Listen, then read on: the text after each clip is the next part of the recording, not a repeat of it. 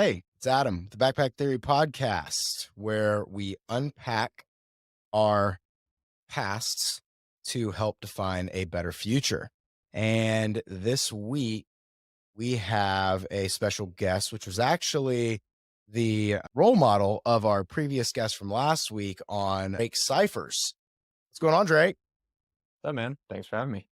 Oh, I appreciate you reaching out and coming on here. I mean, it's awfully nice the podcast is just lining up here. I mean, we start off with having, Mr. Murray on last week, and then, he just mentioned who his life role model was. And then ironically, we end up connecting and, you have a great story, I feel like, that plugs right into what we've been talking about. And this week, we're actually going to be unpacking through the wilderness. If it had been up to me, it would have been the journey, not the destination. But apparently that's a little bit too cliche. And so, I didn't know that was super cliche until Drake and I had the conversation right before we jumped on here. So, but I mean, dude, I think it's fascinating how in life uh, we get so in. What were you saying before we jumped on about what people say about the journey, not the destination, that just drives you nuts? Well, a lot of times people talk about the journey, like, oh, just enjoy the journey.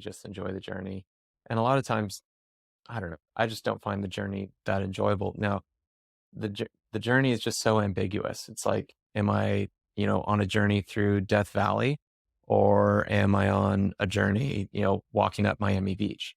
Like, those are two different journeys. One's way more enjoyable than the other. And so, like, it's just such an ambiguous journey. One's a lot more easier to enjoy than the other.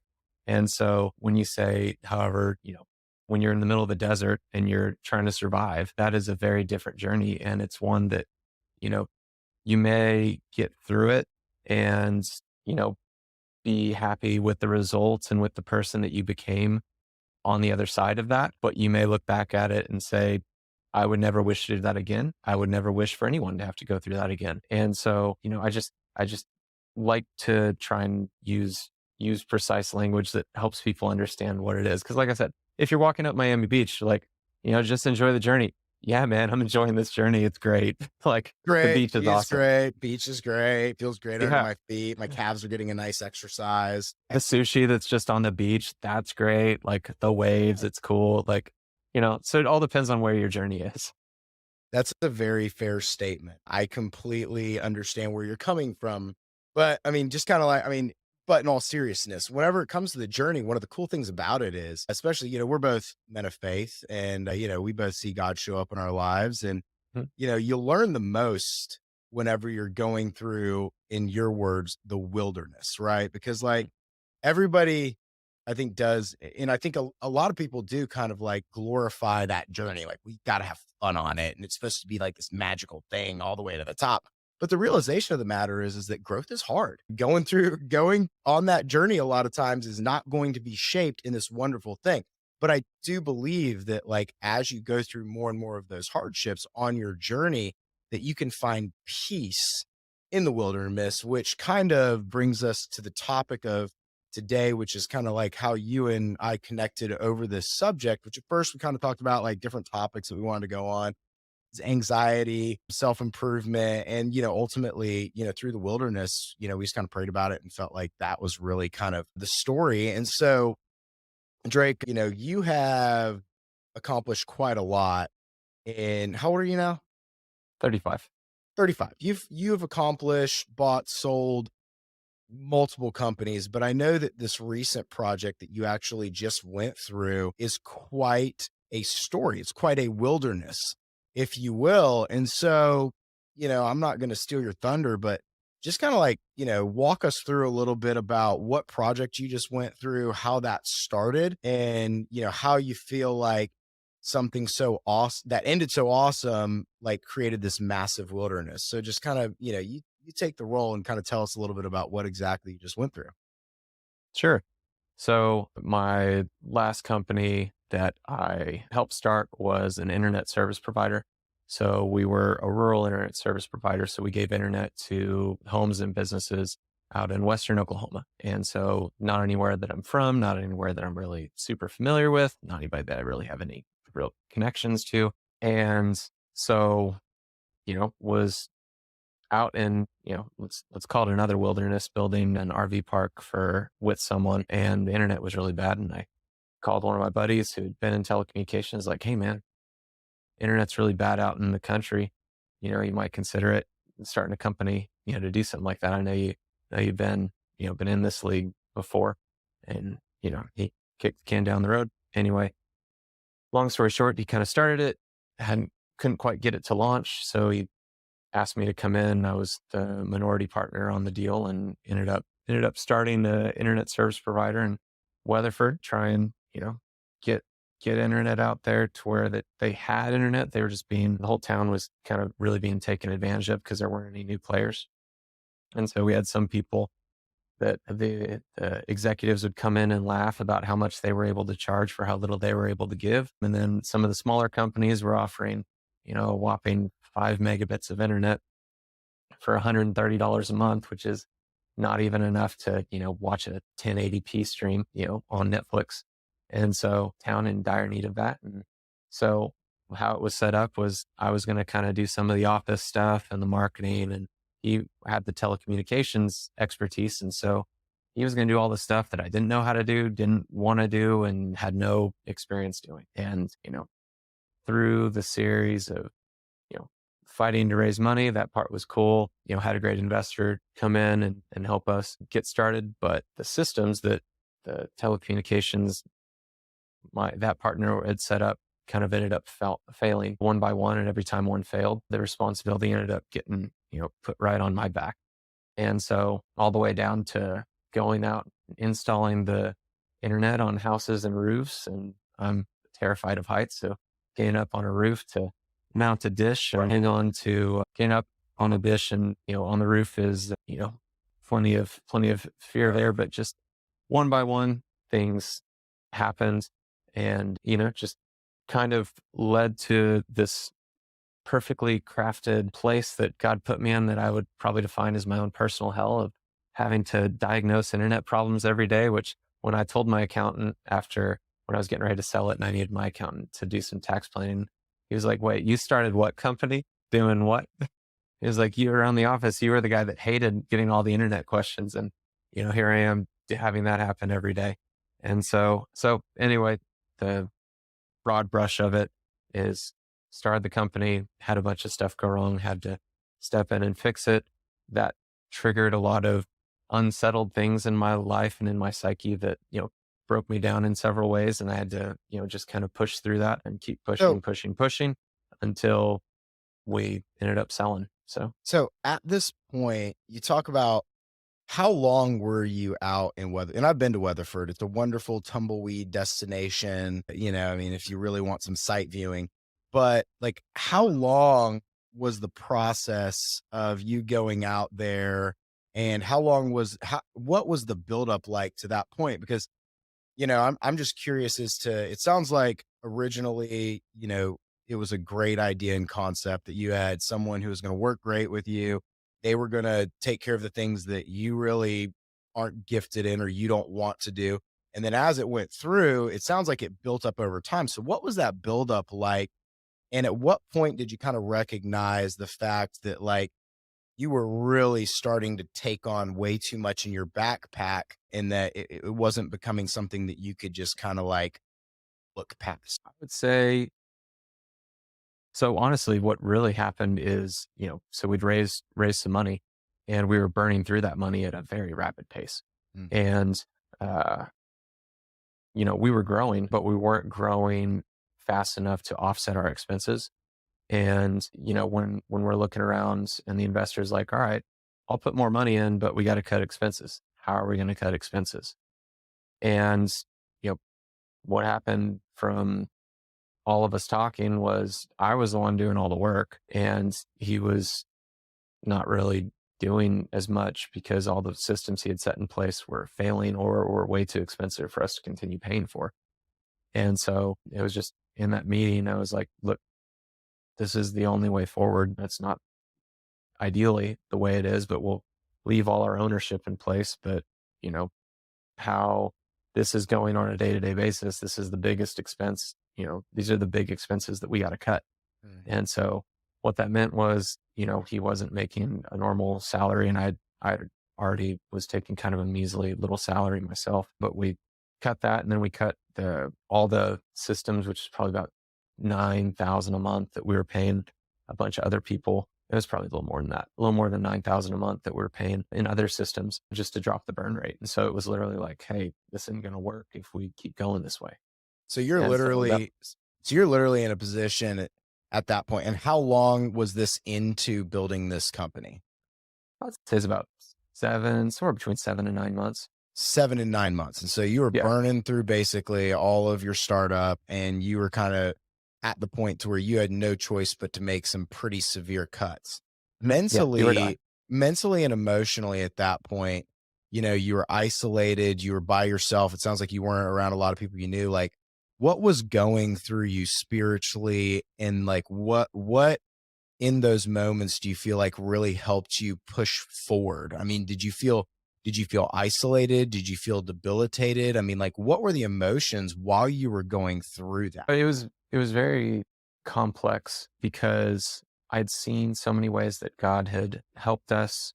God had come through to help raise the money, Mhm. and so I can very clearly see the setup in the way that God set this up so that it would go forward, right? But at the same time, I'm also seeing the ways in which it is falling apart, and kind of like you mentioned, and it is truly what it was. It's like God kind of crafted this perfect kind of hellscape for me.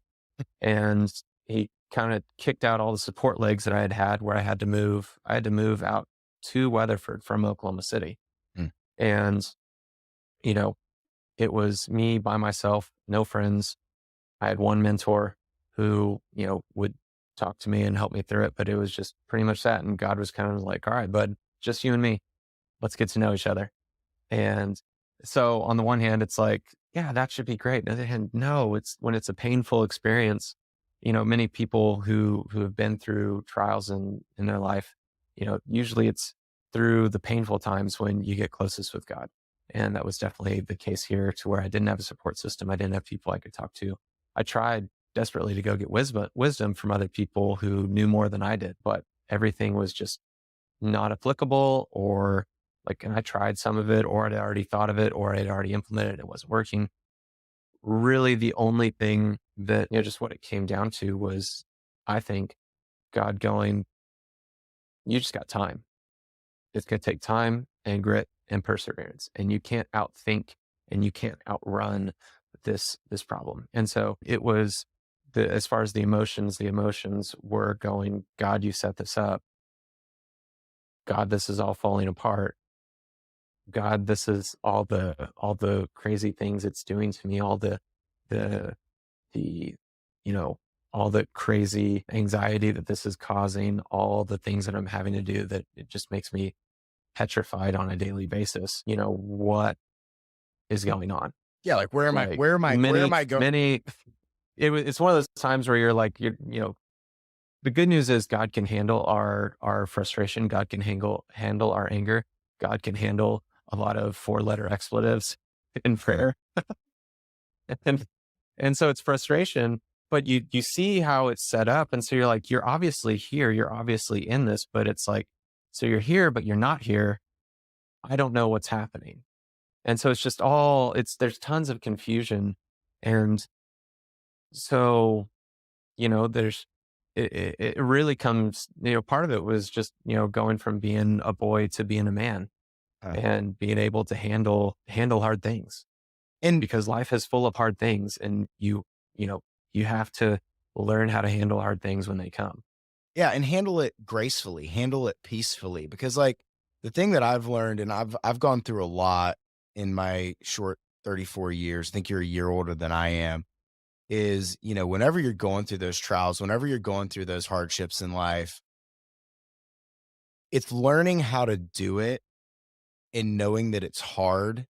And it doesn't mean that you're going to have a smile on your face. It doesn't mean that you're going to tell everybody that life's great. It doesn't mean that, you're going to be driving a super nice car while you're doing it, or you're living by all your friends, or everything is going conceivably and what the world or other people paint as this picture of success. Like, but it is in those moments being able to find joy and being able to find peace. But that doesn't necessarily look like happiness from what people would say. It's not what you see on social media where people are like, and listen, I'm building this empire. I just bought these rent houses. It's great. Like everything's great. Like it's a struggle, but it's great. No, like, I mean, dude, like it's hard. And like emotionally, physically, like it takes a toll on you. But like when you go through that fire, it's like steel, right? Like when you go through it, you become stronger. Like God uses that wilderness to like strengthen you. And then ultimately, whenever it comes to those hardships in the future, because, my honest belief is that God put you through this to prepare you for something even greater in the future. And also, like through this experience, you just got married here recently. Through this experience, didn't you end up meeting your wife through all of this somehow? Yeah. Yeah, so the company we ended up selling to was the company that she it was about 6 months after I sold to them, she got hired on as head of fiber for the parent company. And so, yeah, so that I mean, it was the ending was, you know, God worked, these awful experiences out for good, and, so that was, that was a great thing. And so, I've been very blessed. I, made enough money on the sale to, you know, pay off my investor and, have some money in my pocket. Um, but that's kind of skipping forward to the happy ending because I wasn't thinking about that part. Sorry. And I'm Yeah. I'm terrified of heights. And part of my job was to climb 130, 150-foot towers. And so, like, when I'm petrified, like climbing those towers, like, for reference, that's about a 10 to 12 story building on the outside, just climbing up that. I'm not thinking about all the ways in which this is, going to be a happy ending. And, it's one of those things where the wilderness is, people are like, how'd you do that? How'd you do that with no support system? And that's where I've watched other people go through trials, and immediately God surrounds them with community and people that can help them, people that can emotionally support them, people that can walk through this. And that was not what I apparently, because most of my community got kicked, pulled away for some reason or another, that things they were going through. And it was just pretty much me and my one mentor and my investor who were kind of helping me through all of it. So But so yeah, let's go back to the story because you're right. I jumped a little bit ahead. So you're in this thing, you end up having to basically cut to the bare bones. You're grinding, your backpack is getting heavier and heavier. Walk me through from that point to where you ended up making the sale. Like what ended up like fill in the blanks for us and help us understand like what was that like after basically cutting down to the skin bones and like mentally, physically, emotionally, like how did you get through that and what did the rest of that time look like? well, so most of it was me and office staff. And so I'm out there doing the physical labor, climbing the towers, climbing up on houses. For a while we had one installer who was helping me with stuff, and I was doing kind of running through multiple scenarios. But with the way these systems work, one little thing can glitch out, and you have different sections of the network that'll go out, right? So I'm having to, and I don't like troubleshoot. I like things to just work. I like to try and set up really good systems so that they work and you don't have to touch them and they work very easily and very succinctly. And so for stuff to be consistently failing and to have angry people, we had a good reputation. We did a good job, but I have a very, it's triggering knowing that something that I set up and that I built is causing its failure is causing negative repercussions for other people and lots of other people. So, I move a cable the wrong way and 200 people suddenly don't have internet, and Wow. those 200 people are upset. That's a And lot of so, and that's a lot of pressure on you. I mean, that's yeah, gotta be creating and these are things that you didn't even want to do, but like basically yeah, you had to jump it. And that's the side of like entrepreneurship and that's the side of like faith whenever you're getting into these things that a lot of people don't see is the fact that sometimes you have to mhm, jump in there and do things that you don't want to do. yeah. And so So, anyway, keep on so going. for Yeah. instance, so for instance, I've got, a prime example. I have a cable that has something that's happened to this one satellite dish, and I know there are 250 people down, and there's a thunderstorm rolling in, and I have a 135-foot tower. I have to climb that 135-foot tower before the storm rolls in, fix it. Otherwise, everybody's going to be without internet tonight. And that is going to just blow up the phones, and everybody's going to be flipping the F out. And if I don't get it fixed, who knows, but the storm might damage it even more. And so it's those kinds of things where I'm terrified of heights. I don't like fixing this kind of stuff. And have the burden of knowing that my failure to act or my failure to plan for this or whatever is happening, or just random happenstance of I can't get it to work from the ground means that I have to do this thing that I am desperately afraid of. And, you know, knowing that, and that is always hanging over you. I Mm. don't know when these things are going to go out. These are not planned downtimes. Anything can happen any day. And so that's what I think when I started to wrestle with anxiety, where it's like, I just know, like, I don't know. I know that something will happen. I don't know when it will happen, but I know something will happen.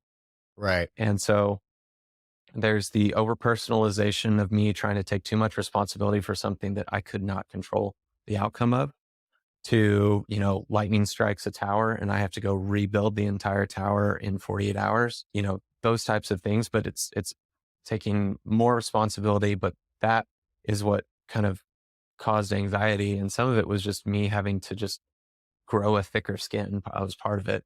Some of it was just learning how to cope and realize this is temporary. This too shall pass. I just have to push through. And the more I worry about it, it doesn't actually prevent any of this from happening. It doesn't mean I'm not scared. It doesn't mean I'm not freaking out. It does mean that I just need to push forward one step at a time, not 5 steps, not one big jump, but I just one step at a time focus on when I'm climbing a tower. When I'm climbing a tower and I'm the tallest thing around, I'm taller than every single other building in the town. I just have to focus on that next rung Hmm. and the next rung and the next rung. And this is where my hand goes. And this is where my foot goes. And this is where my next hand goes. And this is where my next foot goes. And here is, all right, we're coming up to a transition. I have to take a bigger step here. It is down to the micro, focusing on not zoning in and focusing so narrowly on the task at hand that you're forgetting the macro of what you're actually doing. And isn't that And that was, yeah, yeah. dude. That's remarkable because, it's funny that, we're having this conversation at my I was at church tonight and we had our Bible study and we were completely different topic, but one of the things we were talking about is whenever like God's working in your life, it's the most impactful whenever you intently are looking at that step by step action in your life. It's not about looking at the whole picture. It's not about looking, it's like literally intentionally like looking at the step by step and having to micro focus on that just to get through it. And I've got a great quote actually by Corey Tim Boone. And I think it speaks to exactly what you were talking about in like that buildup of anxiety. Worrying is carrying tomorrow's load with today's strength, carrying 2 days at once. It is moving into tomorrow ahead of time. Worrying doesn't empty tomorrow of its sorrow, it empties today of its strength. And I Mhm. think that we spend so much time, especially like if you're an entrepreneur or a business person, I mean, just in life in general, worrying about what the outcome could be tomorrow based off of negative things that have happened to in our past, that it can literally cloud our judgment. And we're literally speaking things into existence. We're literally thinking things into existence that haven't even happened yet. And like we're taking all that strength that we could be concentrating on today, solving today's problem, those micro problems, and dragging them into tomorrow and creating anxiety for ourselves because we just so badly are concerned that something that previously has happened could happen again. And so I think that's really cool that, like, in that example of like climbing rung by rung slowly, I think that's a really powerful and impactful way that you describe that. So, Well, and one thing okay. real quick is that, in the Bible, it says, you're a lamp unto my feet. And so, you hold a lantern, it's not like a flashlight. Hmm. A lantern just lights a very narrow scope. Like, and when it's a lamp unto your light unto your feet, Like you're not seeing super far ahead. Huh. You are seeing far enough ahead to take one step, maybe two steps. You're not seeing the whole journey. It's not like you're doing this in daylight. And so if that's what Christ is and the Holy Spirit, then that changes the way that you think about that verse and how you think about life. Dude, that's so cool. Like, that's definitely like a clip, like 30 seconds. Like, man, that's going out there in the world. Dude, that's awesome. So you were in this mode to where you were literally taking these little small steps, just not looking at the finish line, just getting through moment by moment. So, you know, what ended up getting you from this point of taking these steps to the finish line? I mean, was it just a continued small steps, or like after taking multiple small steps, was there a breakthrough where you started taking larger bounds? No, well, so what happened was COVID hit and COVID was actually, yeah, COVID Everybody. hit. So, but that had a very different impact on me. I had a very different else had less, well, not everybody else. Most people work like slowed down, life slowed down because everybody was locked in. What happens when everybody gets locked in is they use a lot more internet. So internet bandwidth tripled. And so for an internet service provider, that meant that I was very busy. And because we were good at providing good service, when everything went to crap and all the other networks couldn't handle stuff, we grew. And Wow. so what's funny is when things were, rough, having trouble, my installer quit. And then it didn't make sense to really hire anybody because COVID was happening. And I felt like God was telling me to do it myself. So I had to do more work. And we grew 50% before I sold. And so I'm just lining up customer, customer, customer, customer, working through the summer, 150-degree attics, just more, more, more, more, more, more, more, more, more. And so, it was interesting because it was God, I could tell God was pulling, like he was pulling. It was not, I wasn't having to try to get customers. Customers were banging down our door because, we were set up well. I think I worked 110 hours the first 7 days of lockdown just to try and get the network ready because I knew it was getting ready to happen. Right. And that was tower climbing, that was upgrading stuff, that was installing new things, that was tons of stuff. So I had to actually do more in order to get out of it. And, it was a blessed time. Obviously, we were growing. There were plenty of businesses that were decimated by COVID, and that Mhm. was 100% not what happened to us. Right. So I'm very grateful that that happened, but I still had to go install every single person. I still had to climb towers to do the expansion. I still had to do all that while negotiating, a sale contract. I'm back and forth with lawyers and the other owner and then finding the acquirers and doing all that stuff. So it was still lots of work, Right. but it was more work to get to the end. And it was significantly more work than even what I had been worried about before. And so everything just kind of kept ramping, ramping, ramping, ramping, ramping up until the sale. And Wow. so what got me through was literally we were so busy because I had, you know, it was one thing when everything was chill and, the world was normal in 2019. But when 2020 happened, and I know that people's lives, people's jobs, and kids' education is dependent on my internet connection. Well, I'm going to make sure it gets done.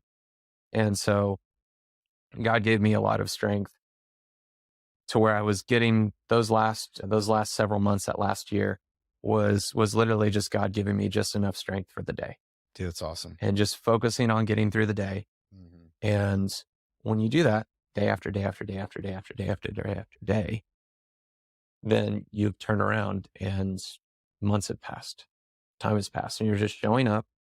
And if you're a farmer, you're showing up and you're tending your crops and you're planting and you're watering and you're fertilizing and you're weeding and you're just doing that. And eventually you're going through and you're like, God, I don't know how I'm going to get through this. I don't know what's going to happen. Cause I mean, it's one thing to have the operational stuff. It's the other thing to have the huge debt load Mm, I have to pay all this back. mm.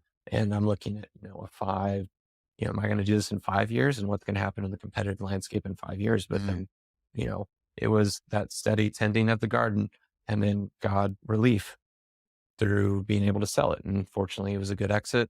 We were well positioned for that. We were growing fast, so it made negotiations work in my favor. But it was just showing up every day and just trying to grind through. and still keeping my head up, still like, looking around. Do I need to tweak? Do I need to adjust? God, what lesson are you teaching me?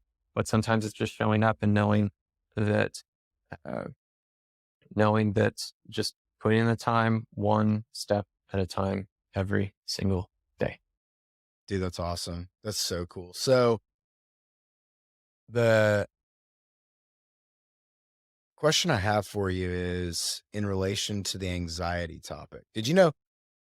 Because I did just think it's so cool that it's just that one step at a time and like getting through life and like not overwhelming yourself as things come at you. I personally, I've had anxiety in my life. I've had temptations to where, I mean, it could have gotten really out of control. But until I had like moments like that in my personal life where hardships came around, I never really understood the concept of that true anxiety. I mean, I ran a company for about 8 years and like, I mean, dude, I have seen some gnarly stuff and I know like through those, there was just days where you just had to grind, especially during COVID. During COVID, actually, like crazy statistic, 33% of people during that time period of in 2020, whenever they were surveyed, were actually diagnosed with debilitating anxiety. 33% of Americans.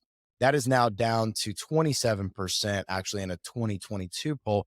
But I mean, actually, I mean, it's remarkable. 41.7% of young adults ages 18 to 29 have some kind of anxiety.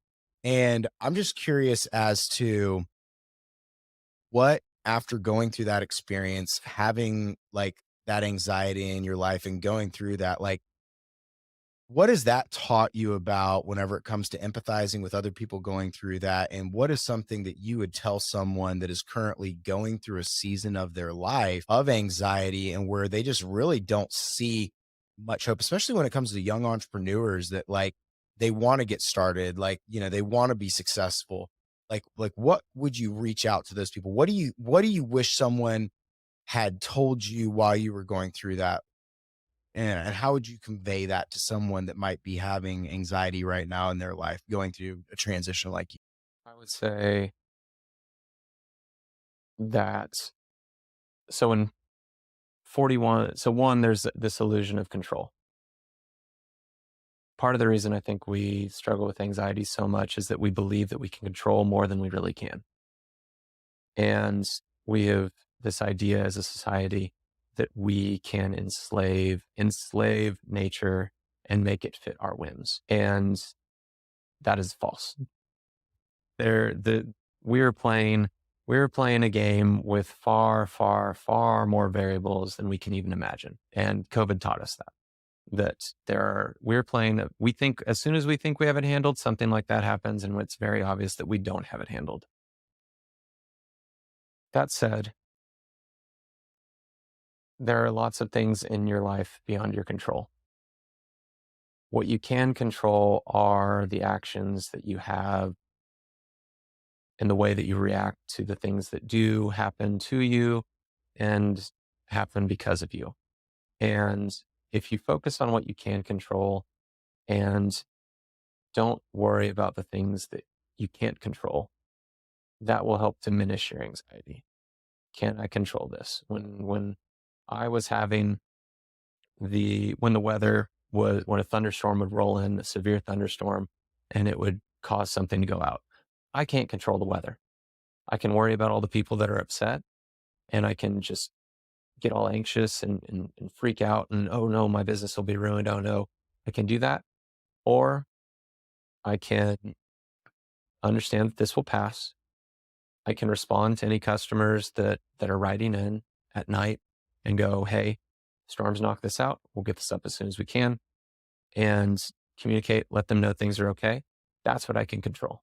I can control the way I react to it. I can control the way I adjust to it, but I cannot control the things that I can't control.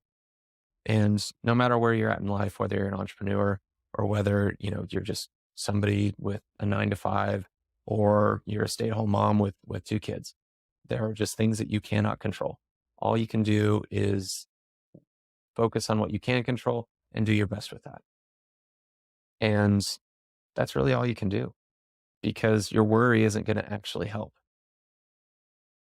it'll still be there. That doesn't eliminate it. That doesn't make it go away. But once you realize what it is and externalize it in some way, like I journaled a lot and I got my thoughts out on paper, all of them. Just I didn't judge, I just wrote. And once they were out on paper, I can observe them. And they're not in here and I'm not holding them all in my head while I'm trying to process and do things productively. By getting them out, it was something that I was able to do. The other thing was starting every day with things that I'm thankful for and starting prayer and starting with Bible reading. But if you're not a believer, that's fine. But even just gratitude, being thankful for something helps reorient your mind in a really good way because it's impossible to be thankful and grateful and stressed at the same time. Dude, that is so good. Yeah, that is so just spot on. I think Jay Shetty, who's one of my favorite podcasters and authors, he was actually I was listening to his book, Think Like a Monk, and one of the things he suggests is like every day whenever you wake up, instead of like jumping on your phone and looking at social media or looking at the news or whatever, just stop for a second and just think in your head and visualize the things that you do have in your life, the things that you are grateful for. And if you can start off your day showing that gratitude, and like you said, whether you're a believer or not, just showing gratitude for what you do have in your life, it just starts your day off in the right mindset. And then you will find those little nuggets of joy. I mean, and just to sum this up, the serenity prayer is just so true whenever it comes to the subject of control. You know, you have to accept the things you cannot change. You have the courage to change the things that you can. And then you have to have the wisdom to know the difference. And that wisdom is gleaned from other individuals. That wisdom is gleaned from seeking knowledge. And if you're out there with anxiety and you feel hopeless today and you feel like you're not going to make it to the finish line, trust me, like there is something there for you if you just trust him. So, Drake, we're going to wrap it up and wind it down with this. I've got two questions for you. One would be, what is your hobby? Working. Working. All right. Come on. It I have can't be working. It cannot be working. It's got to be something else.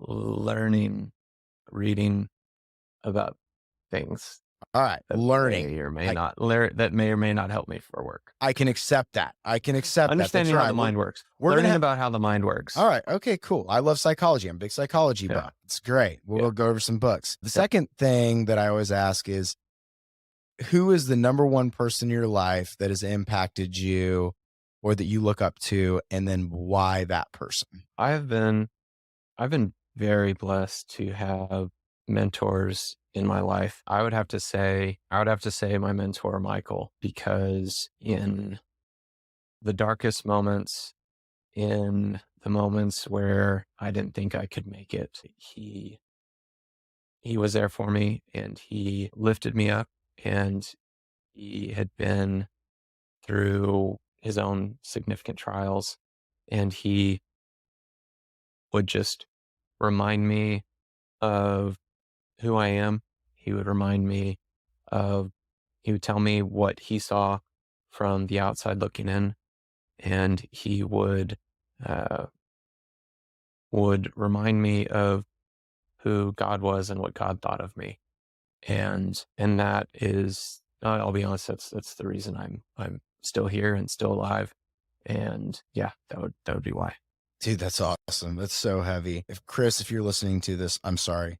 No, I just no, just kidding. But in all seriousness, dude. Here's Michael. Let's put it this way. Michael impacted me so profoundly that when Chris has gone through rough times, much of the wisdom that I'm giving Chris comes from Michael. Oh, So dude, isn't that so cool? I don't know if you're listening to this. I don't know if you listened to our podcast from last week talking about choosing your friends wisely, but finding those mentors, finding those people in your life, and finding those people you look up to is just a massive deal. And be open, be transparent, be honest with your feelings, and just if you're going through something, let someone know. Like lean into someone, be vulnerable, and ultimately that ends up opening up these conversations. So Drake, thank you so much for coming on to the Backpack Theory podcast. I gleaned a lot of it from this. I learned a lot. Do you have anything else that you want to say in closing?